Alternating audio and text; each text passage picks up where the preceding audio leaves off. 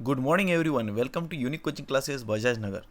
So today we will see 1.4 All the World's a Stage is poem का warming up and English workshop. Okay, so you can open the page number 23 of your textbook, page number 23. So यहाँ पे पहले warming up में pair work है. वहाँ पे लिखा है कि talk to your friend about all the things related to seven. जो भी चीज़ें सेवन इस नंबर से रिलेटेड है उन चीज़ों के बारे में हमें सोचना है. फॉर एग्जांपल उन्होंने बताया यहाँ पे कि seven wonders of the world. यहाँ पे क्या बताया? Seven wonders of the world. वैसे तो हमारे एक वीक में 7 डेज भी होते हैं, उनके बारे में हम सोच सकते हैं यहाँ पे. 7 डेज ऑफ द वीक, जैसे कि Sunday, Monday, Tuesday, Wednesday, Thursday, Friday and Saturday. ऐसे 7 डेज यहाँ पे होते हैं. जैसे ऐसे बोलते हैं कि हमारी बॉडी में भी 7 चक्रास होते हैं. 7 चक्रास ऑफ आवर बॉडी वो भी है. देन आई थिंक सो और क्या हो सकता है कि लाइक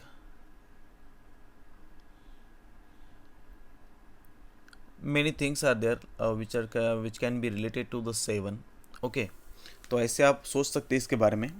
तो मैंने 2 बता दिए, बाकी क्या आप सोचिए. दूसरा है यहाँ पे पेयर अप.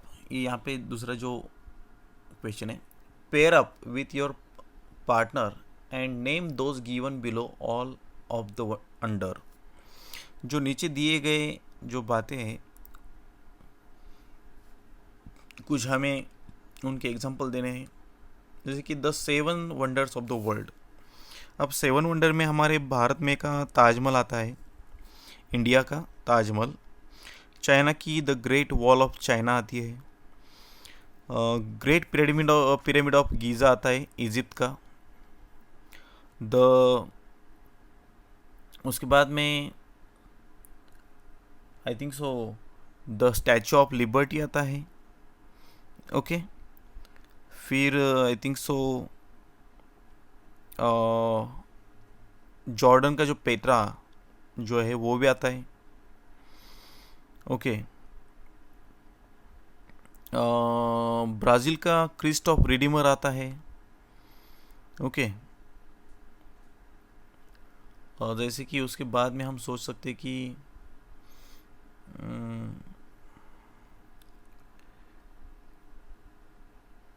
लाइक कोलोजियम आता है, इटली का. Yes, so like this you can think about them. उसके बाद में हमें देना है द 7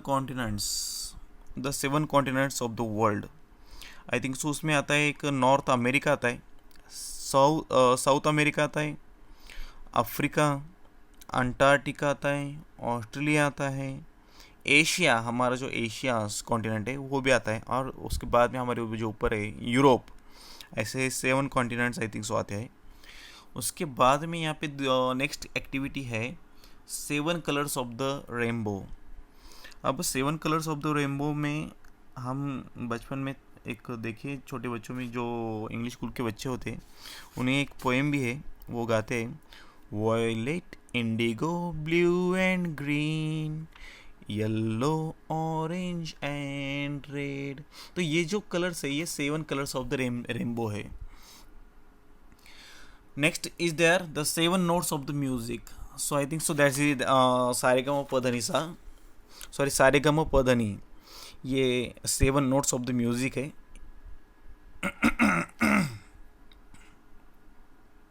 उसके बाद में the 7 seas of the world. जो देश पूरे विश्व में जो भी ओशियंस है, महासागर है, उनका नाम बताना है हमें. जैसे कि सबसे बड़ा है जो पैसिफिक ओशियन है, फिर बाद में अटलांटिक ओशियन आता है, आर्कटिक ओशियन आता है, इंडियन ओशियन आता है, कैरिबियन सी आती है, गल्फ ऑफ मेक्सिको आता है, द अरेबियन सी भी हम कह सकते हैं। ऐसे आते 7 सीज ऑफ द वर्ल्ड। फिर उसके बाद में वहाँ पे इन्होंने जो सेकंड यहाँ पे क्वेश्चन दिया है, life is often compared to many things. Life को हम बहुत सारी चीज़ों से कंपेयर कर सकते हैं। तो write down 7 things that life can be compared to and justify the comparison. For example, उन्होंने यहाँ पे एग्जाम्पल भी दिया है, देखो। तो जो हमारी लाइफ होती है उससे हम बहुत सारी चीज़ों से कंपेयर करते हैं। तो वैसा उन्होंने कहा है कि कुछ ऐसे एग्जांपल्स बताइए जो हम वहाँ पे लाइफ कंपेयर कर सकते हैं। तो इन्होंने बताया कि एक life is a keyboard, life is a keyboard because, explanation दिया है उन्होंने, देखो, because if you press the right keys you have typed a good destiny. बहुत ही अच्छा एग्जाम्पल इन्होंने दिया है। तो हम लाइफ को बहुत सारी चीज़ों से कंपेयर कर सकते हैं। जैसे कहते हैं कि life is like a bicycle because we have to keep our balance, to keep moving। ये हो सकता है। लाइफ इज़ लाइक म्यूज़िक हो सकता है, because sometimes it has high notes and sometime low notes, ऐसे कह सकते हैं। सो और क्या हो सकता है? Life is like a road,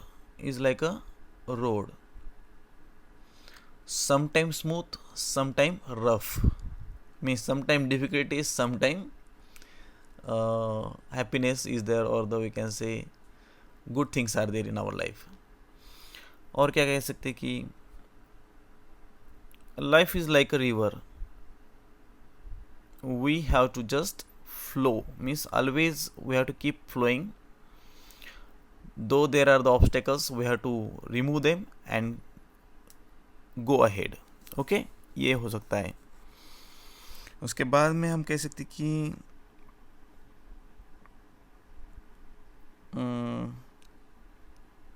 life is like a train because we all get off at our respective destinations, ये भी हो सकता है। तो ऐसे आप बना सकते हैं, लाइफ को कंपेयर कर सकते हैं। उसके बाद में उन्होंने एक क्वेश्चन दिया है, match the approximate ages with the stages. अब बर्थ टू 2 years, ये जो एज होता है, ये एज होता है आई थिंक सो, ये यहाँ पे जो डी नंबर का है ये हो सकता है बेबीहुड और infancy. 3 years to 12 years, I think so ये है चाइल्डहुड हमारा। उसके बाद में है 13 years to 17 years, ये आई थिंक सो टीनेज है हमारा। उसके बाद में आता है 18 years to अबाउट 44 years, ये आई थिंक सो आ सकता है अडल्टहुड में। 45 to 60 years, I think so ये आता है मिडल एज। और उसके बाद में 75 to 80 years, जो हम कह सकते कि सीनियर सिटीजन है। और उसके बाद में आता है अबो 80 years, तो आई थिंक सो ये है ओल्ड एज। तो ऐसे हम उसे मैच कर सकते हैं। तो इसके बाद में हम जाएंगे डायरेक्टली जो इंग्लिश वर्कशॉप है इस पोएम का, वो देखेंगे। तो आप पेज नंबर 25 निकाल सकते हैं। तो 25 पे वहाँ पे उन्होंने पहला जो क्वेश्चन दिया है, देखो, तो वो हम देखेंगे अभी। तो पहला क्वेश्चन है यहाँ पे, देखिए, हम रीड करते हैं। Read the words in given clouds, match them with what they signify.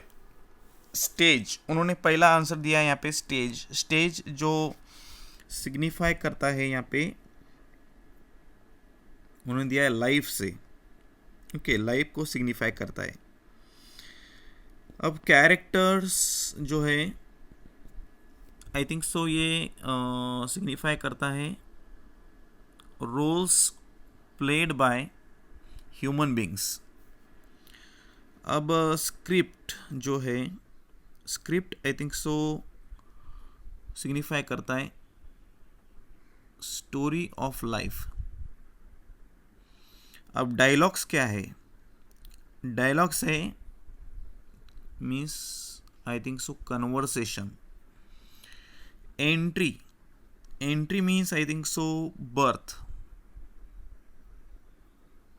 यहाँ पे। And exit, exit I think so ये है डेथ। ऐसे हम उसे मैच कर सकते हैं। So this way we have completed the first activity here of English workshop. Second activity यहाँ पे है read the poem carefully and complete the following table. Okay तो यहाँ पे हमें बताना है कि एजेस ऑफ मैन, जहाँ पे हमने इस पोएम में देखा है कि हमारा जो एक पूरा जीवन है it is divided into 7 stages. तो वो स्टेजेस हमें बतानी है, उनकी क्वालिटीज़ बतानी है और एक्शंस हमें यहाँ पे बतानी है। तो चलिए देखते हैं। तो जो पहली हमने यहाँ पे स्टेज देखी थी वो है इन्फेंट। आप पहली स्टेज में लिख सकते हैं यहाँ पे इन्फेंट। अब क्वालिटीज़ और एक्शंस कौन सी है? तो थोड़ा सा आई थिंक सो फ्राइटेंड होता है वहाँ पे। और एक्शंस कौन सी है? जैसे कि like crying in the nurse arms, ये एक एक्शन है। And I think so puking भी है, एक है, ये एक उनकी एक्शन यहाँ पे हम देख सकते हैं। दूसरी जो स्टेज है हमारी वो है स्कूल बॉय की, जिसे हम चाइल्डहुड कहते हैं। तो यहाँ पे अगर क्वालिटी देखें तो अनहैप्पी होता है वो जाने के लिए, रिलक्टेंट होता है स्कूल में जाने के लिए, ये क्वालिटी हो सकती है। और उनकी एक्शंस कौन सी है? तो एक्शंस आई थिंक सो है, एक है विनिंग आई थिंक सो, ऐसा नो, एक विनिंग स्कूल बॉय वहाँ पे बताया गया है।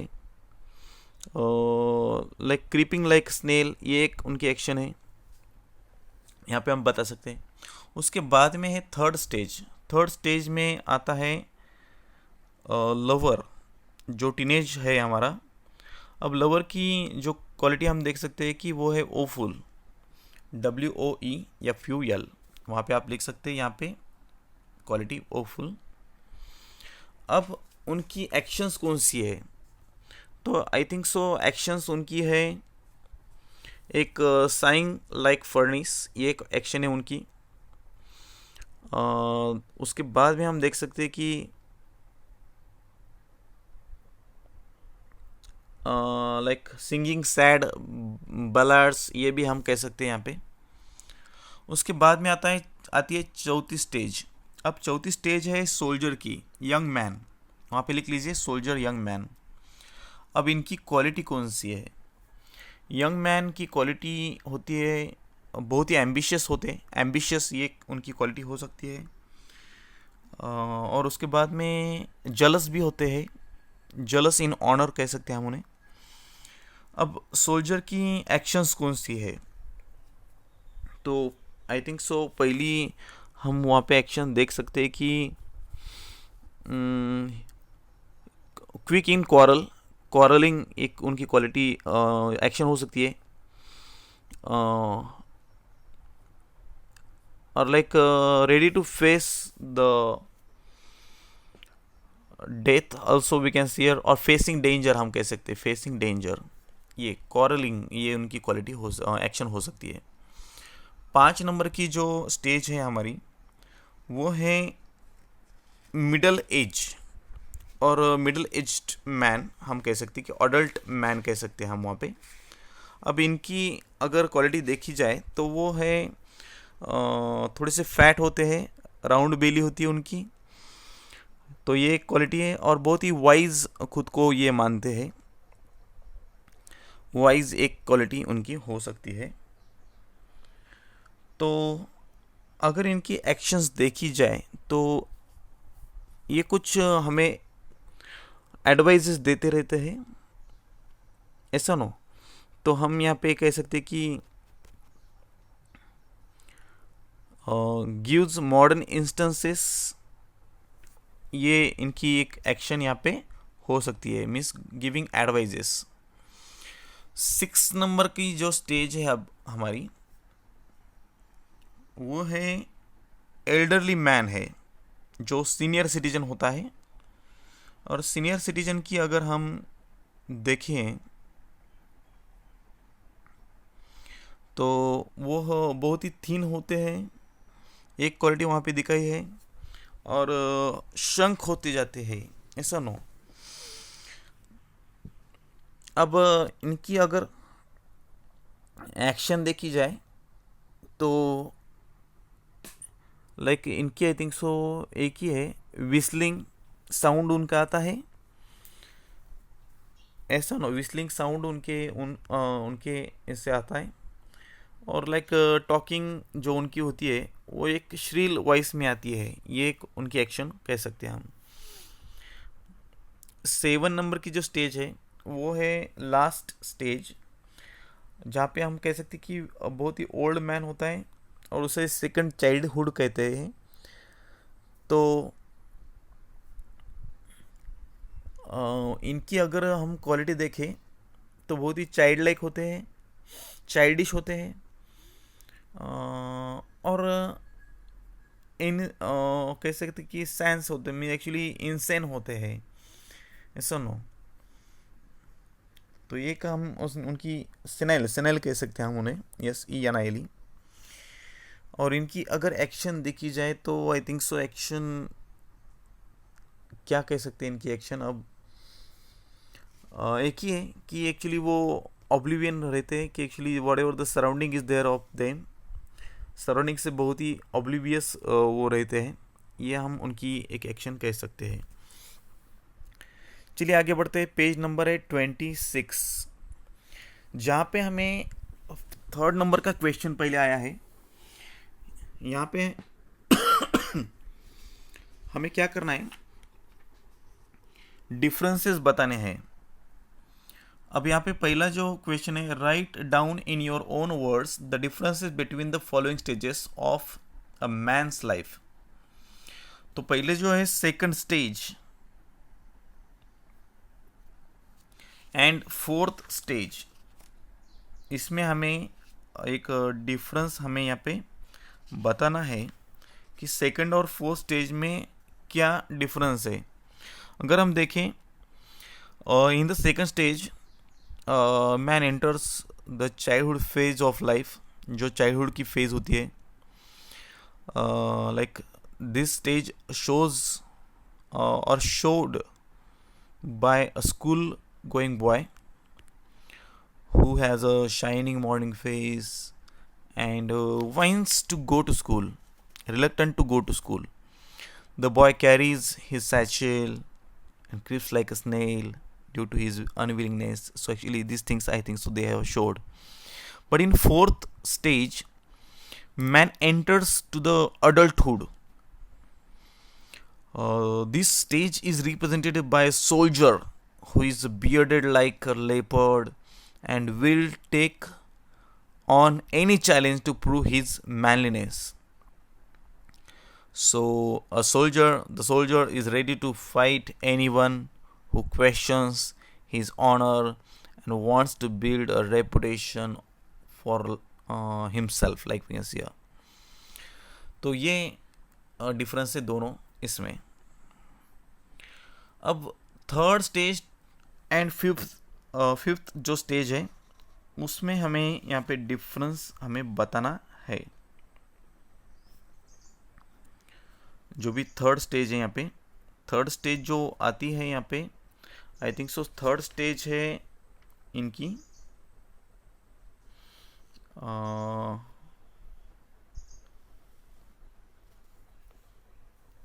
इस थर्ड स्टेज आती है आई थिंक सो,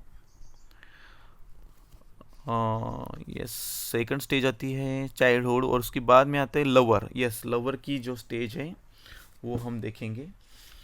तो वो स्टेज है थर्ड स्टेज। अब थर्ड स्टेज और हमें बताना है जो फिफ्थ आई थिंक सो स्टेज है उसमें डिफरेंस हमें बताना है यहाँ पे। तो देखिए, चलिए हम देखते हैं। तो जो थर्ड स्टेज है, who is a lover I think so, and it represented we can say a lover who is sad, and actually in that sadness he sings ballad, and actually who is always praising to his beloved. Okay, ये पहले third stage में आया है। और अगर हम fifth अगर stage देखें तो फिफ्थ स्टेज आती है उसके बाद में जो एक वाइज मैन रिप्रेजेंट करता है। So it represented a wise man adulthood, and who has become fat due to the, I think so, not giving attention toward his diet and his exercise. Okay, so actually I think so he also gives us the advices how to live a life, or because actually he shows that he has a great experience of his life, and actually that's why he feels himself as a very wise man. तो ये है difference third and fifth stage में। उसके बाद में आती है first stage and seventh stage, ऐसा नो। तो उसमें हमें डिफरेंस बताना है हमें। अगर फर्स्ट स्टेज और सेवंथ स्टेज अगर हम देखें तो दोनों जो स्टेजेस है यहाँ पे both are like we can see feels same here, but actually we can see जो कि एक फर्स्ट स्टेज है जो इन्फेंट की स्टेज है, who comes crying and actually puking in the nurse arms, so he is unaware what is happening around him or her. So the baby who has not teeth or vision or taste, or he is without anything, yes or no. In the same way we can see that the last stage where this our life ends, so the man becomes senile and enters his second childhood, I think so. So he is also unaware what is happening around him or her. So this is the final stage of our life. He is also without teeth, vision, taste, and what's happening without without anything we can see. So ऐसी हम difference यहाँ पे बता सकते हैं यहाँ पे। तो चलिए आगे बढ़ते हैं। नेक्स्ट क्वेश्चन है, फोर्थ नंबर का क्वेश्चन है, pick out lines that contain imagery, a picture created in the mind by using words of the following people. जहाँ पे इमेजरी हमें दिखाई देती है, ऐसी लाइन्स हमें पिक आउट करनी है। ओके, तो जो है स्कूल बॉय की जो इमेज है यहाँ पे, तो स्कूल बॉय जहाँ पे हमें इमेजरी दिखाई देती है, ऐसी हमें लाइंस पिक आउट करनी है यहाँ पे। तो सेकंड स्टेज है ये। तो आई थिंक सो यहाँ पे जो लाइन है, then the whining school boy with his satchel and shining morning face creeping like snail, ये जो लाइन्स है ये इमेजरी रिप्रेजेंट करती है। उसके बाद में जो है फोर्थ स्टेज, जो सोल्जर की स्टेज है, जहाँ पे bearded like the part, sudden and quick in quarrel, even in cannons mouth, ये जो लाइन्स है ये इमेजरी दिखाती है। उसके बाद में आती है फिफ्थ स्टेज, जो एक जज की स्टेज है। खुद को जज मानते हैं, यस। तो यहाँ पे in fair round belly with good capon lined, ये जो लाइन है। और उसके बाद में severe eyes and bearded like formal cut, ये इमेजरी रिप्रेजेंट करती है। उसके बाद में सीनियर सिटीजन की जो स्टेज है, सिक्स्थ स्टेज है ये, जहाँ पे बहुत सारी लाइन्स ऐसी है जो इमेजरी रिप्रेजेंट करती है। With spectacles on nose and pouch on side, his youthful hose will save the world too wide, ऐसा नो, his shrank and his big manly voice, ये लाइन्स जो है ये इमेजरी रिप्रेजेंट करती है। उसके बाद में आता है you will notice that there is no rhyme scheme in the poem, it appears similar to the poem 1.1 where the mind is without fear by Tagore. However, हम ये पूरा रीड करके लेते हैं। However Tagore's poem has no steady rhythm meter, either it is called free verse. So जिस पोएम में rhyme नहीं होते, स्टेडी रिदम नहीं होता है और मीटर भी फॉलो नहीं करते, so that is called as a free verse. मगर हम देखें यहाँ पे Shakespeare uses lines with a steady rhythm, ठीक है, राइम स्कीम नहीं है, मगर स्टेडी रिदम ऑफ 5 बीट्स यहाँ पे फॉलो करता है। सो जब भी राइम स्कीम नहीं होती है मगर रिदम फॉलो करती है पोएम, स्टेडी रिदम फॉलो करती है, सो उसे फ्री वर्स नहीं, उसे हम ब्लैंक वर्ड्स कहते हैं। मैंने आपको बताया था सिखाते वक्त भी poem. So next we can see here, copy the lines from and all men and women, medley players to sudden and quick quarrel. Put a stress mark on each of the syllables, stress in the lines, as for example, and all the men and women medley players. तो actually ये मैं आपको directly लिख के image इसकी भेज दूंगा, क्योंकि ऐसे तो मैं यहाँ पे आपको नहीं बता सकता। ओके, तो आई think so I will just send you the image of it, एक फ़ोटो आपको सेंड कर दूंगा। तो उसके बाद में हमें बताना है कि 6 नंबर का जो क्वेश्चन है, think and right on your own, what is the central idea of this poem. अब इस पोएम की जो सेंट्रल आइडिया है वो हमें यहाँ पे बतानी है। तो चलिए देखते हैं सेंट्रल आइडिया क्या है। The central idea of this poem is I think so the cycle of life, ऐसा नो। So primarily we can see just a metaphor about life we can see here. Each man has various roles to play throughout his life, ऐसा नो। It shows that life is arrange in a particular order wherein each individual we can see lives his life according to different phases. It highlights the theme of the perpetual changes in life, ऐसा no. तो एक cycle of life है जहाँ से हमें the whole poem is divided into the 7 stages. Starts with infant and actually ends with the second childhood, where we can see they are not aware of what's happening around them. So ऐसे एक theme है poem की। So next one is there, which 2 stages of man described by Shakespeare sound humorous.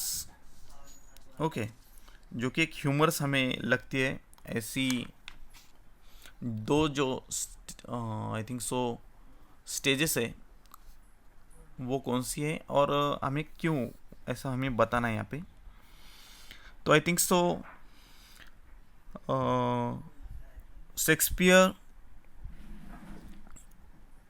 described the 2 stages humorously. They are, I think so, the second and the third stage. In the second stage, we can see the poet paints a picture by describing the actions of the schoolboy and his reluctance to go to school and his winning make this particular stage humorous. And third stage, if we see, the lover is longing for his love and writing sad songs about his lover's eyebrow. The playful description of the lover's plight makes this stage a humorous one.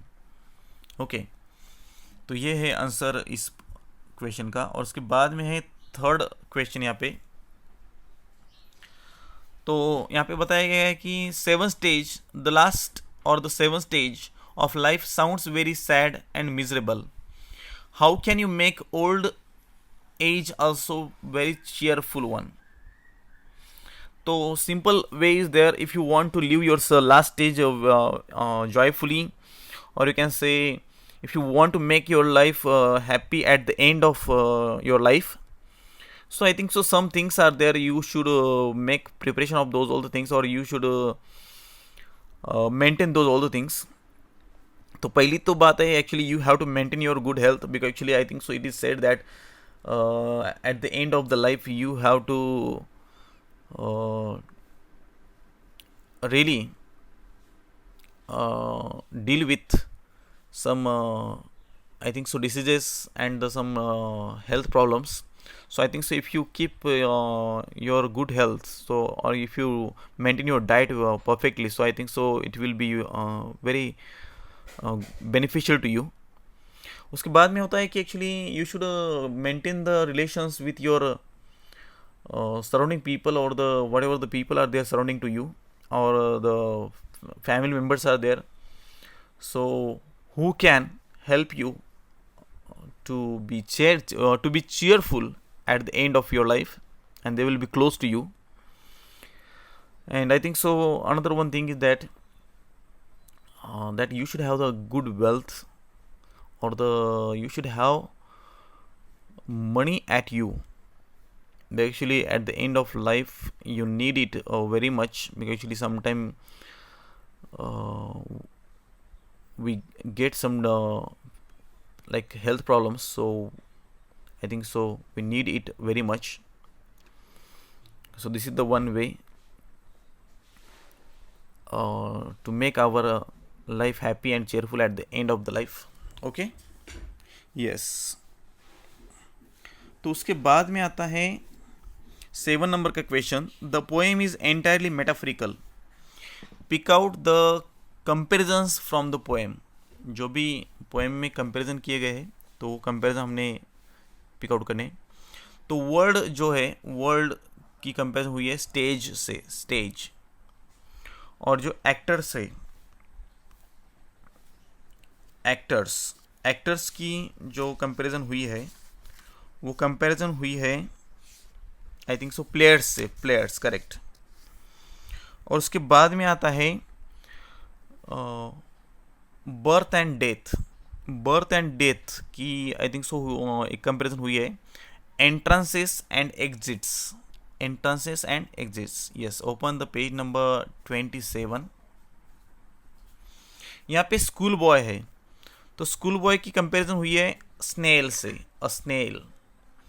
उसके बाद में the lovers Sai which is compared with the furnace, FURNAC। Spotted leopard, उनकी comparison हुई है bearded soldier से। और जो last stage है, ओल्ड स्टेज, ओल्ड एज, उसे हम कहते कि कह सकते कि second childishness, second childishness. Yes, next question जो है हमें वहाँ पे फिगर्स ऑफ स्पीच बताने हैं, उनके एग्जांपल्स बताने हैं। मगर ये पूरे जो एग्जांपल्स है मैंने आपको पोएम सिखाते वक्त बताए हैं, so no need to say give you this all things again. Read the summary of the play. Next question जो है 8 नंबर का, read the summary of the play as you like it by William Shakespeare using the internet. Find out which character has narrated the above poem and on what occasion. Also make a list of all the characters of the play. तो as you like it इस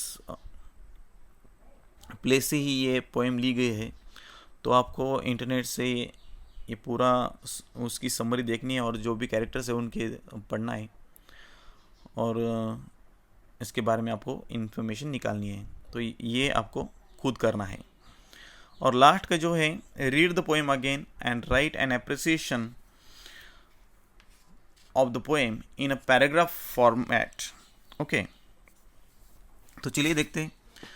the poem titled all the world's stage has been written by the famous English poet and playwright William Shakespeare. So if we see, there is no specific rhyme scheme in this poem, but the poet has written the poem with a steady rhythm of 5 beats in each line, and because of this uniformity in rhythm, the poem is a blank verse. Okay, तो ये हो गए, एक title हो गया, poet का नाम हो गया, अब राइम स्कीम हो गई। अब हम देखेंगे कि फेवरेट लाइन, नहीं, फेवरेट लाइन तो हमें बतानी नहीं है। तो हम यहाँ पे देख सकते कि सेंट्रल थीम कौन सी है। तो मैंने सेंट्रल थीम आपको बताई थी। The poem is primarily just a metaphor about life. Each man has like various roles to play throughout his life. As I also said, it is a cycle of life we can see here. So the life is arranged in a particular order, wherein each individual lives his life according to different phases. Our life starts with the child, we can say infant, where he is without, like we can say, without teeth, without, क्या कह सकते हैं उसे हम,